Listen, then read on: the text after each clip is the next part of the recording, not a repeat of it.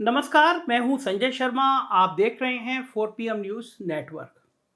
मैं हमेशा साहिब की कमियां निकालता रहता हूं, अपने प्रधानमंत्री की कमियां निकालता रहता हूं, लेकिन मैं पहली बार प्रधानमंत्री के एक फैसले से लगभग सहमत होने जा रहा हूं, अगर उन्होंने फैसला ले लिया तो। अभी तो मुझे जो पता चला वो केवल उनकी रणनीति बनाने वालों ने, उनमें से एक जने ने कहा है कि ये हो सकता है, तो मैं उस पर वीडियो बोल दे रहा हूँ। लेकिन ये जो मैं खुलासा करने जा रहा हूँ, अगर साहब ने ये सोचा है राहुल गांधी के लिए तो बिल्कुल सही सोचा है। साहब ने सोचा है कि राहुल गांधी को विदेश जाने ही मत दो। तो मैं बिल्कुल इसलिए साहब के फैसले से सहमत हूँ कि अगर राहुल गांधी विदेश जाएंगे, अमेरिका में ऐसी ऐसी बातें बोलेंगे, तो साहब की तो मुसीबत हो जाएगी। साहब चाहते हैं कि दुनिया में उनका सम्मान बढ़ा रहे, दुनिया में वो सबसे बड़े नेता के रूप में स्थापित हो। उनकी गोदी मीडिया, उनके चाटुकार सब बताते रहते हैं कि दुनिया के सबसे बड़े नेता हैं। कुछ दिनों बाद बाइडेन उनको बुला रहे हैं और उसके बाद के फोटो के देखने के बाद उनकी सोशल मीडिया की तैयारी अभी से है कि दिखाएं कि दुनिया में एक ही नेता, ना भूतो ना भविष्यति, उनका नाम नरेंद्र मोदी। अब वो उससे पहले राहुल गांधी ने जाके सारी कहानी बदल दी। तो साहब, अगर राहुल गांधी को इसी तरह विदेश आने की अनुमति मिलती रही तो साहेब की तो सब पोल पट्टी खुल जाएगी। तो साहेब सही रणनीति बना रहे हैं। क्या रणनीति बना रहे हैं ये इस वीडियो में मैं बोलने जा रहा हूँ, सुनिएगा जरूर, पूरा सुनिएगा, तब आपको समझ में आएगा कि राहुल गांधी कितना दर्द दे रहे हैं साहेब को। दरअसल कांग्रेस के डिसक्वालीफाइड सांसद राहुल गांधी ने अपने अमेरिका दौरे के दौरान शब्दों के ऐसे प्रक्षेपास्त्र, ऐसी मिसाइल फेंकी कि भारत में बैठे साहेब और उनकी पार्टी के लोगों का लगातार बीपी बढ़ता चला गया। फिर वो चाहे देश के लोकतंत्र के कमजोर होने की बात हो, सरकारी एजेंसियों के गलत इस्तेमाल की बात हो, 2024 में साहेब के खिसकते हुए सिंहासन का दावा हो, या फिर गांधी और गोडसे की विचारधारा मानने वाली बात हो, राहुल ने अमेरिका में जो बोला उससे अमेरिका से कोसों दूर बैठे भारत में बैठे देश के प्रधानमंत्री जी हमारे साहब और उनकी सरकार और पार्टी के लोगों को मिर्ची लगती रही, जोरदार लगती रही, और उनके दिलों की धड़कनें तेज होती रही। सबसे बड़ी बात, राहुल ने अपनी इस यात्रा के दौरान 2024 में साहब की सत्ता के जाने का एक बड़ा दावा किया। राहुल ने यह भी दावा किया कि 24 में देश के अंदर एक अंडर करंट बन रहा है और 24 में मोदी जी चुनाव हार रहे हैं। राहुल के इस दावे के बाद तो मानो साहब और उनकी पार्टी की नींदें उड़ गई, क्योंकि देश के विपक्ष का एक बड़ा नेता अगले आम चुनाव को लेकर कोई इतना बड़ा दावा करे तो ये दावा पूरी तरह से हवा हवाई तो हो नहीं सकता। इसलिए राहुल के इस दावे से साहब और भाजपा में बेचैनी बढ़ गई। इसके अलावा राहुल ने अपनी इस यात्रा के दौरान कई ऐसी बातें की जो साहब और उनकी पार्टी को काफी चुभ गई। यही वजह रही कि राहुल की बातों का विरोध करते हुए साहब के मंत्रियों और भक्तों ने हमेशा की तरह राहुल को राष्ट्र विरोधी, देश विरोधी और भारत को बदनाम करने वाला व्यक्ति बताना शुरू कर दिया। ऐसा इसलिए भी किया गया क्योंकि भाजपा ने काफी मेहनत करके और काफी पैसा खर्च करके राहुल गांधी को पप्पू बनाया था। लेकिन पिछले कुछ समय से राहुल जिस तरह से बोल रहे हैं और लोगों से मिल रहे हैं, उससे साहब और भाजपा के दिल की धड़कनें बढ़ी हुई हैं। क्योंकि राहुल ना तो साहब की तरह कोई नाटक कर रहे हैं और ना ही कोई फोटोबाजी का खेल खेल रहे हैं। वो सिर्फ तथ्यों पर बात कर रहे हैं। वो रो भी नहीं रहे हैं कि आज मुझे 4 किलो गाली मिली, आज मुझे 4 किलो 500 ग्राम गाली मिली, और आज मुझे और ज़्यादा गाली मिली, और आज मुझे तो 91 गालियाँ मिल गई, 2.5 किलो मिल गई, 3 किलो मिल गई, 91 मिल गई। इस तरह का कोई नाटक नहीं कर रहे राहुल गांधी। वो सिर्फ तथ्यों पर बात कर रहे हैं और देश की सच्चाई और हालातों को, देश के लोगों का जो हालत है उसे अमेरिका के लोगों के सामने, जो भारत के में मूल के हैं और अमेरिका रह रहे हैं, उन लोगों के सामने बयान कर रहे हैं। इतना ही नहीं, अपने देश में भी राहुल आम लोगों से मिल रहे हैं और उनकी समस्याओं को जानने और सुनने का काम कर रहे हैं। मतलब जो काम देश के एक सच्चे नेता को करना चाहिए, राहुल वो सब कुछ कर रहे हैं। विदेश में जाकर भी राहुल भारतीयों को उनके देश के हालात बता रहे हैं और एक पढ़े लिखे नेता की तरह लोगों के बातों को सुन भी रहे हैं। न्यूयॉर्क में भारतीय मूल के लोगों को संबोधित करते हुए राहुल ने यह भी कहा कि यहाँ पर अपने मन की बात करने नहीं आए हैं, बल्कि आपके मन की बात सुनने आए हैं। वहीं राहुल ने अमेरिका में उन मुद्दों पर बात की जिनसे देश का आम आदमी रोज दो चार होता है, उसका रोज पाला पड़ता है, उसका सामना उसे हर रोज करना होता है। शायद यही वजह है कि अमेरिका में राहुल को काफी पसंद किया गया। वहां रहने वाले भारतीय राहुल को आज के समय का गौतम बुद्ध बता रहे हैं। ये अमेरिका में बैठे हुए व्यापारी अगर राहुल को गौतम बुद्ध बता रहे हैं तो सोचिए साहब को क्या लग रहा होगा। साहब के दिल की कितनी कितनी आग जल रही होगी दिल में। और यही वजह है कि सोशल मीडिया पर राहुल छाए हुए हैं और अमेरिका में बैठे राहुल की चर्चा भारत में साहिब से भी ज्यादा हो रही है। और यही बात साहब और उनके लोगों को हजम नहीं हो रही है, क्योंकि उनके द्वारा राहुल को लाख राष्ट्र विरोधी और देश का अपमान कहने वाला ये बताने के बावजूद राहुल के अमेरिका दौरे की लगातार चर्चा होती रही। और राहुल पूरी यात्रा के दौरान दिए गए अपने बयानों से साहब और उनके लोगों का बीपी बढ़ाते रहे। वैसे ऐसा पहली बार नहीं है। इससे पहले भी जब राहुल गांधी इस साल लंदन यात्रा पर गए थे तो वहां पर भी उन्होंने भारत में कमजोर होते लोकतंत्र और विपक्ष की आवाज को दबाने जैसी बातें की थी।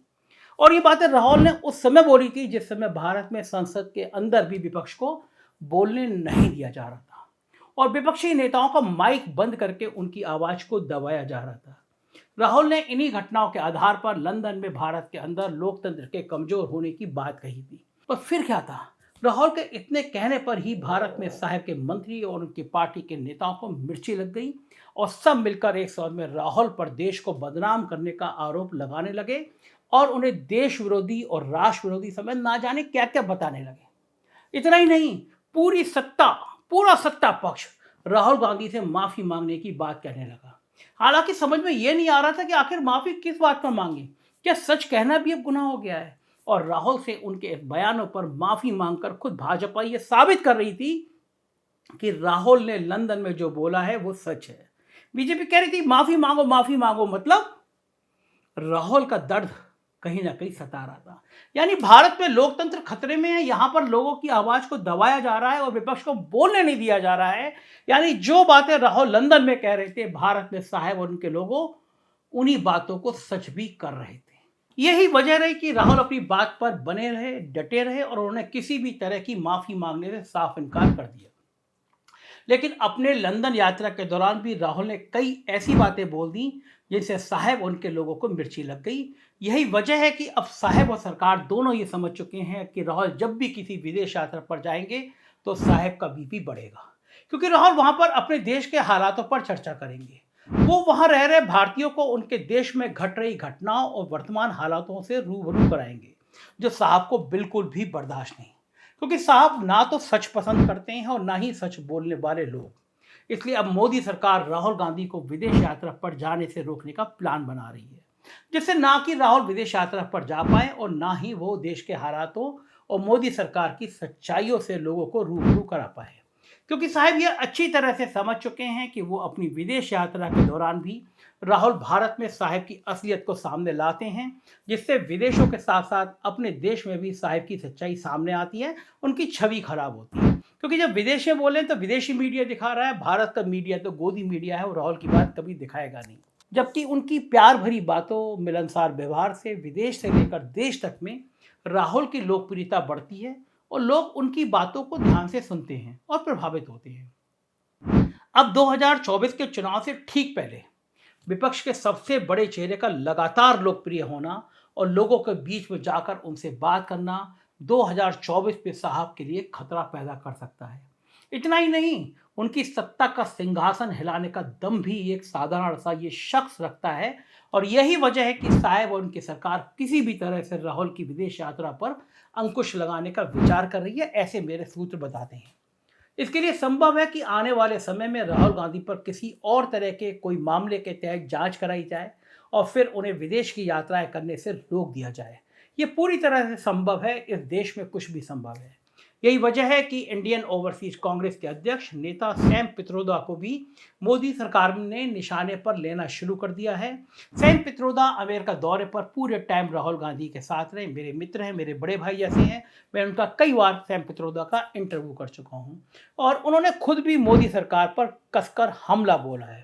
ऐसे में अब जिस तरह से सैम पित्रोदा को निशाने पर लिया जा रहा है, उससे इस बात की संभावनाओं को और भी जोर मिलता है कि आने वाले समय में राहुल गांधी पर किसी तरह की जांच बिठाई जा सकती है, जिसके बहाने से उनकी विदेशी यात्राओं पर रोक लगाई जा सके।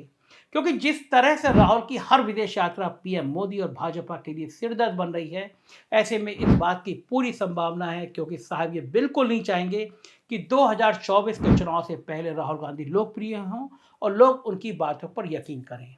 क्योंकि ऐसा हुआ तो साहब का सत्ता का सपना अधूरा रह जाएगा। वहीं दूसरी ओर राहुल गांधी ने भी अब साहब की नब्ज पहचान ली है। राहुल गांधी ये अच्छी तरह से समझ गए हैं कि कब कौन से दांव से तीर बिल्कुल निशाने पर लगेगा और साहब और उनके लोगों को मिर्ची लगेगी। वहीं दूसरी ओर राहुल गांधी के इस अमेरिका दौरे ने इसलिए भी साहब की नींद उड़ा दी है, क्योंकि पीएम मोदी को भी इसी महीने यानी 21 जून से 24 जून तक अमेरिका के दौरे पर जाना है। पीएम मोदी इस दौरान आधिकारिक राजकीय यात्रा पर अमेरिका जाएंगे। व्हाइट हाउस में उनकी मेजबानी अमेरिकी राष्ट्रपति जो बाइडेन करेंगे। ऐसे में पीएम मोदी की यात्रा से पहले ही राहुल ने अमेरिका में साहब को काफ़ी सच्चाई साहब की सामने ला के रख दी है, अमेरिका के लोगों के सामने ला दी है। इससे साहब की टेंशन बढ़ी हुई है। दूसरी ओर राहुल की लोकप्रियता और अमेरिका में उनकी दीवानगी भी पार कर चुकी है और साहब के सामने कठिन चुनौती होगी। इसलिए राहुल गांधी का ये अमेरिका दौरा साहब के लिए काफ़ी परेशानी वाला रहा। दूसरी ओर भारत और उसके बाहर एक संदेश ये भी गया कि राहुल और मोदी के विदेशी दौरों में काफ़ी अंतर है। क्योंकि एक और जब भी अपनी विदेश यात्रा पर जाते हैं तो वो अपना कैमरा पर्सन और यहाँ तक कि अपने चाटुकार मीडिया को भी साथ ले जाते हैं और वो विदेशियों से हाउडी मोदी मोदी हाउडी मोदी जैसे इवेंट करते रहते हैं। एक प्रधानमंत्री होने के बाद भी साहब के विदेशी दौरे किसी राष्ट्राध्यक्ष का दौरा या यात्रा नहीं, बल्कि एक इवेंट लगते हैं। जबकि दूसरी ओर राहुल गांधी हैं, जो वर्तमान समय में ना तो किसी संवैधानिक पद पर हैं और ना ही वो सांसद या विधायक हैं, लेकिन फिर भी उनके विदेशी दौरे एक दौरे की तरह लगते हैं, ना कि किसी इवेंट जैसे लगते हों। वो मोदी की तरह सिर्फ कुछ चुनिंदा लोगों के बीच नहीं जाते, कोई बड़े कारपोरेट हाउस की तरह लोगों को मैनेज करके नारे नहीं लगवाते, बल्कि वो स्टूडेंट्स और आम लोगों के बीच जाकर अपने मन की बात ना करके उन लोगों के मन की बातों को ध्यान से सुनते हैं और उनकी समस्याओं को जानते हैं। वही राहुल गांधी प्रेस कॉन्फ्रेंस भी करते हैं, जिससे उनसे वहाँ की मीडिया सवाल भी करती है और आम जनता के बीच जाकर भी राहुल संवाद करते हैं। जबकि हमारे प्रधानमंत्री जी कितनी प्रेस कॉन्फ्रेंस करते हैं, इतना हम सभी काफ़ी अच्छी तरह से वाकिफ हैं, क्योंकि पिछले 9 सालों में अपने प्रधानमंत्री के कार्यकाल में साहब ने एक भी प्रेस कॉन्फ्रेंस आपको याद नहीं होगी जिसमें हिस्सा लिया, और जो प्रेस कॉन्फ्रेंस हुई उसमें साहब के मुंह में एक शब्द भी नहीं निकला। पूरी प्रेस कॉन्फ्रेंस को, यानी एक प्रेस कॉन्फ्रेंस को सिर्फ छोटे साहब यानी चाणक्य अमित शाह ने किया। ऐसे में राहुल गांधी और साहब के विदेशी दौरे में काफ़ी अंतर होता है और शायद यही वजह है कि राहुल के विदेशी दौरे मीडिया की अनदेखी के बावजूद चर्चा का विषय बनते हैं और साहब के दिलों की धड़कन बढ़ा देते हैं। राहुल का अमेरिका दौरा भी साहब उनके लोगों के लिए सिरदर्द बन गया है। ऐसे में देखना होगा कि आने वाले वक्त में अपनी बेचैनी को कम करने के लिए साहब राहुल के विदेशी दौरे पर रोक लगाने के लिए क्या कुछ प्लान करते हैं। फिलहाल तो राहुल ने अपने दौरे से साहब को काफ़ी बेचैन कर दिया है और 2024 के उनके सत्ता सिंहासन को डगमगा दिया है। क्या होगा, हमारी नज़र बनी रहेगी, हम बताते रहेंगे। आप देखते रहिए 4PM। महाराष्ट्र का आपका अपना चैनल शुरू हो गया है। राज्यों के चैनल हमारे ये हैं, आप सर्च करेंगे देखेंगे 4PM यूपी, बिहार, गुजरात, कर्नाटक और अब महाराष्ट्र भी। चैनल को सब्सक्राइब करिएगा, अपना प्यार बनाए रखिएगा। शुक्रिया।